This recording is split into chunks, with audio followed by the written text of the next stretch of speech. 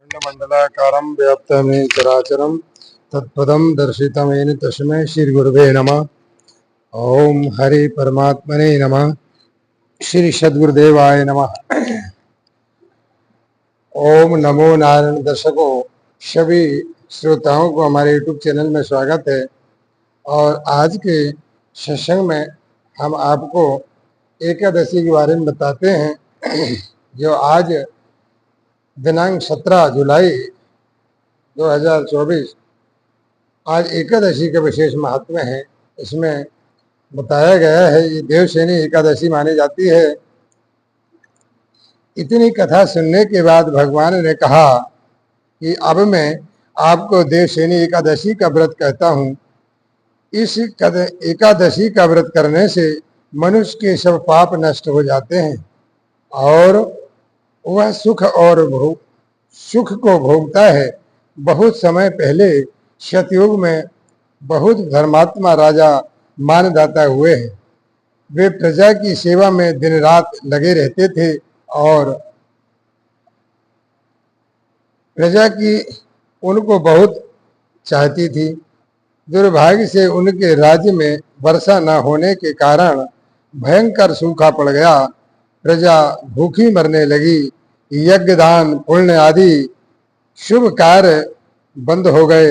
प्रजा की बुरी दशा देखकर राजा अपने रथ में सवार होकर अपने कुलगुरु ऋषियों के शरण में जाकर उन्हें प्रणाम किया और निवेदन किया कि मेरे राज्य में भयंकर अकाल पड़ा हुआ है। प्रजा भूख से तड़प रही है, मर जा रही है। कोई उपाय बताएं जिससे अकाल नष्ट हो और प्रजा की रक्षा हो सके। ऋषियों ने कहा कि तुम्हारी प्रजा अपने कर्तव्यों को छोड़कर अधर्म में लगी हुई है। अगर वह पुण्य अपने कर्तव्य में लगे तो यह परेशानी दूर हो सकती है और आपको प्रजा को कर्तव्य पालन की प्रेरणा देनी चाहिए। और स्थान स्थान पर तालाब, कुएं, बावड़ी, नहरें आदि बनवाएं जिससे खेती पैदा हो सके। राजा ने ऋषियों को आज्ञा मानकर स्थान स्थान पर कुएं, तालाब, बावड़ी, नहरें आदि बनवाए और अपना कर्तव्य पालन किए और प्रजा की भी कर्तव्य पालन पर ध्यान दिए, जिससे अकाल नष्ट होकर और प्रजा को सुख प्राप्त हुआ।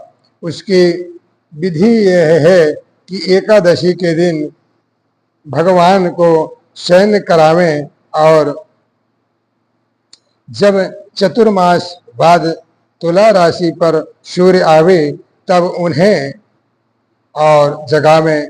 मूर्ति को स्नान करावें, साफ आसन पर स्थापित करें। इसके बाद विधि पूर्वक बंधन, धूप, दीप, नैवेद्य, पंचामृत तथा पुष्प आदि से भगवान की पूजा करें। उसके बाद ब्राह्मणों को भोजन कराएं, दान आदि देकर विदा करें। फलाहार इस दिन दाख का सागर लिया जाता है। ये दाख होता है, एक दाख का सागर मतलब दाख की सब्जी बना के लिया जाता है। इस दिन इस व्रत के करने से इतना फल मोक्ष होता है। इसलिए सभी श्रोताओं को एकादशी का व्रत करना चाहिए। कुछ नहीं कर सकते तो कम से कम ये एक महीना में 2 बार आती है।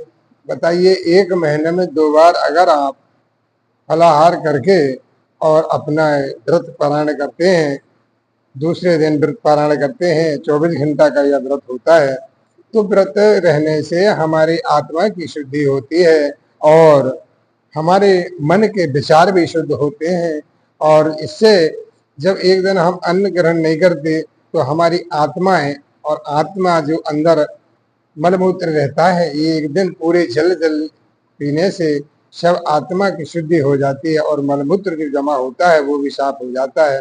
इसलिए महीना में और 2 बार जो एकादशी आती है, इनको जरूर व्रत रहना चाहिए। इससे हमारा पुण्य भी है और आत्मा भी शुद्ध होती है। इसमें शरीर के अंदर जो बीमारी है वो बीमारी मलमूत्र से ही तो पैदा होती है। जब पेट साफ रहेगा तो बीमारी हो नहीं सकती। इस प्रकार में और सभी को करना चाहिए। दूसरा है, सभी वेद शास्त्र यही निर्देश देते हैं कि सबको अपने अपने नियम धर्म पर चलना चाहिए, क्योंकि मनुष्य का ही तो कर्तव्य है। और वायु पुराण में लिखा है, यश सागर पर्यंतम सशैल वन कान्नम सर्वनाम गुण पोक्ता शुभ जल शोभितम दधातु संयुक्तम भौमित सुख संयुक्तम तस्मादिश्य तकस्य शकत जविद भवे यश रुद्र जपे नित्यम ध्यान मानो महेश्वरम चादेहनम चारुद्र सविते ध्रुवाम। इस प्रकार वायु पुराण में लिखा है, अर्थात जो व्यक्ति समुद्र पर्यंत वन पर्वत जल और वृक्षों से युक्त श्रेष्ठ तथा गुणों से युक्त ऐसी पृथ्वी का दान करता है जो धन धान स्वर्ण और औषधियों से युक्त है, उससे भी अधिक पुण्य एक बार के रुद्री जप करने से होता है। इस प्रकार ये रुद्री का पाठ जरूर करना चाहिए या इस मंत्र को हमेशा याद करना चाहिए, इससे बहुत बड़ा कल्याण होता है हमारा। इस प्रकार वायु पुराण में लिखा हुआ है। और दूसरा है, स्थाणुरहम भार हारा गिलाद भूत दित्यम वेदम ना बीज नाति योर्थज्ञम योर्थज्ञ इति शकलम भद्र शुक्ल मेति नाक में ज्ञान बुद्धि पापम। इस प्रकार वायु पुराण में लिखा है, इसको जरूर डेली श्रवण करें। इसमें से बहुत बड़ा इन सब दृष्टियों से रुद्रष्टाई का सहिता प्रकाशन किया गया है। सर्वसाधारण के समझने की दृष्टि से मंत्रों का इस सरल भाव अर्थ देने का प्रयास किया गया है। शब्द पाठ एवं अनुष्ठान करने की दृष्टि से सभी मनुष्य का जीवन कल्याण होता है, इसलिए इसको सरल करके और रुद्राष्टाध्याय को किया गया है। इसलिए सब मानव को इसको डेली श्रवण करना चाहिए। हम तो आपको अच्छी अच्छी चीजें देने का हमारा कर्तव्य है।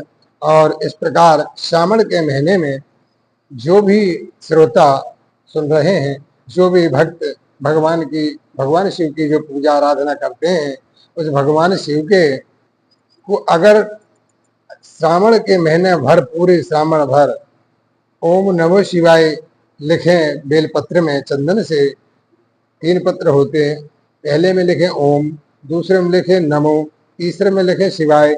इस प्रकार तीनों पत्रों में ओम नमो शिवाय लिख दें। ओम नमो शिवाय लिख करके और भगवान भोलेनाथ को समर्पण करें तो बहुत बड़ा इसका लाभ होता है। नहीं माने तो आप करके देखें, सिर्फ श्रावण के महीने भर ओम नमो शिवाय का जाप करें। ओम नमो शिवाय भोले बाबा के पास जाके बैठ जाएं और ओम नमो शिवाय मंत्र लिख करके बेलपत्र में और भगवान शिव को समर्पण करें। और जल डालते हैं तो जल में थोड़ा सा चावल डाल लें, थोड़ा सा हल्का सा दूध डाल लें। इस प्रकार भगवान शिव को समर्पण करने से भगवान भोलेनाथ मन चाहा वरदान देते हैं और सब कामनाएं को पूर्ण करते हैं।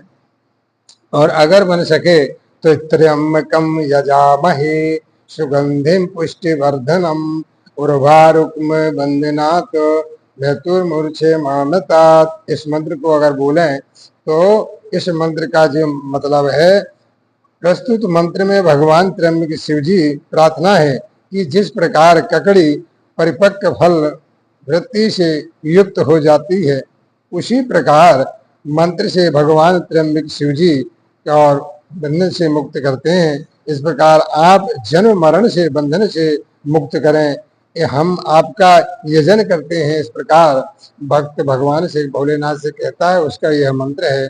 जिस प्रकार हमें सब कर्मों से निवृत्त करके और मोक्ष प्रदान करें, मोक्ष से ना छुड़ाएं, इसका यह भाव अर्थ है। इस प्रकार है। और रुद्र पाठी की महिमा बड़ी शास्त्रों में बताई गई है। मनसा कर्मणा वाचा शुचि संग विवर्जिता कुरियाद्रुद्रा शिविकम चा पीते शूलपाणे सर्वान कामना पूर्ति लभते परम गतिम नंदते चाकूलम पुष्यम श्रीमच्छदा नमकम शमकम चेव पुरुष सुक्तम जपेत चा नृत्यम चा ब्रह्म जानो ब्रह्मलोक महीयते। इस प्रकार वायु पुराण में आया है कि रुद्राई के नमक चमक अध्याय और चमक अष्टम अध्याय तथा पुरुष सूक्त प्रतिदिन 3 बार जब पाठ करने से मनुष्य ब्रह्मलोक को प्रतिष्ठित प्राप्त करता है। इस प्रकार यह मंत्र को डेली बोलें। नम मनसा कर्मणा वाचा शुचि संग विवर्जिता तुरीयाध्रीरुजासी कमचा पीते शूलपाण्य सर्वान् कामनाम्नोक्ति लभते परम गतिम नंदती चाकुकूलम पुष्य श्रीमत्स्वसा नम कमचम कम चेव पुरुषुक्तम जपे वचा नित्यम त्रयो ब्रह्म जानो ब्रह्मलोके महीयते।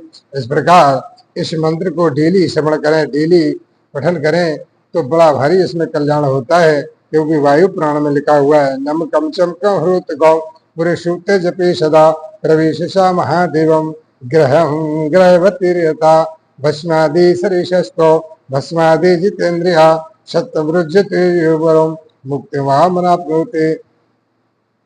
ओम रोगवान पापन विश्वाव रुद्र जितेन्द्रिया रोगान पापन विमुक्ता मुख सुखद भवे। रुद्रश्चाई पाठ धन यस्मस्य पुण्यम सर्वसमेता सर्वसाधनम पूर्णम सर्वकलेश नाशनम सर्व पाप प्रसन्नम शब्दोपहारणम पठन शत्रुद्रे रजिशो शत्रुता भक्तो विश्वेश्वरम देव मनुष्य च या सदा वार काम तो वा लभते त्रम प्रसन्न के नरः।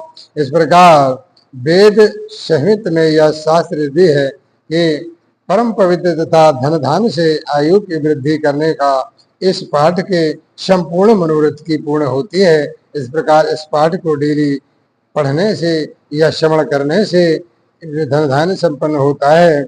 सदरुद्रिधि में तो अग्निपूत भविष्या वायुपूत भवदिशा आत्मपूत भवदिशा सुरापान पूत भवदिशा ब्रह्महत्याय पूत भवदिशा स्वर्णयस्त्याय पूत भविष्या कृत्य कृत्यादि भविष्या तस्मादे शरीर भस्तदेशता सर्वभवे अनेन ज्ञाननावदूति संसार नाशनम तस्मादेव विदितेश केवल्यम पद्मस्मि केवल्यम पद्मस्मृति।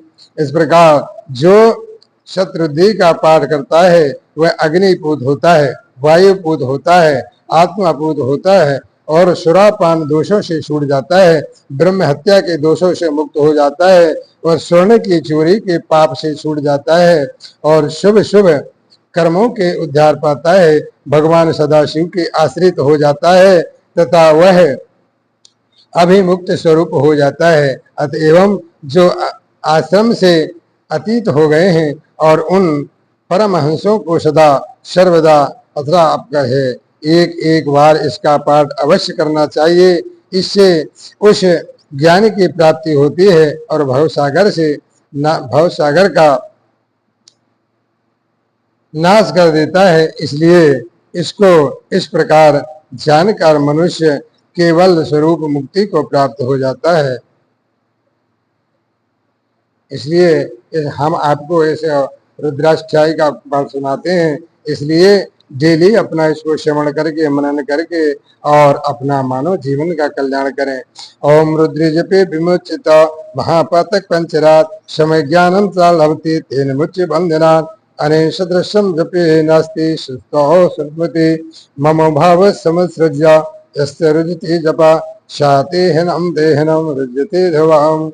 इस प्रकार भगवान रुद्री के प्रसन्नता के लिए निष्काम भाव से रुद्री पाठ अनंत फल है और वायु पुराण के अनुसार यह जीव उसी देह से निश्चित रूप से और रुद्र रूप हो जाता है, अर्थात सायुज्य मुक्ति को प्राप्त होता है। इस प्रकार सभी पुराणों का इसमें महावाक्य है। अब मानना नहीं मानना आपका काम है, हमें तो आप तक श्रवण कराने का काम है। ओम नमो नारायण। इसी के साथ हम अपनी वाणी को विराम देते हैं। हरिओम तस्सत्, हरिओम तस्सत्, हरिओम तस्सत्। श्री कृष्ण गोविंद।